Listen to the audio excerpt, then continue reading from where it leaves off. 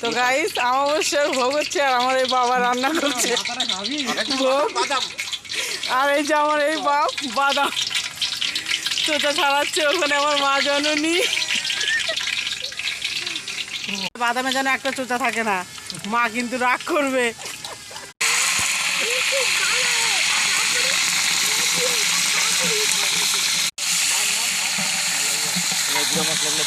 হ্যাঁ দাও,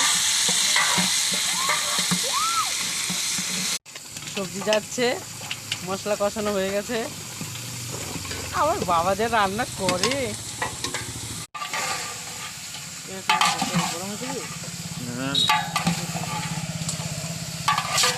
খিচুড়ি রেডি, মায়ের জন্য তোলা হচ্ছে থালে। তো আমাদের পূজায় বসে গেছে মায়ের ভোগ।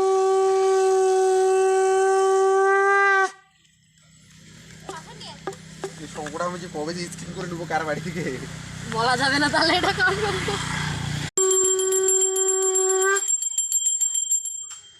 আজকে কাকির দ্বারা আমরা একটু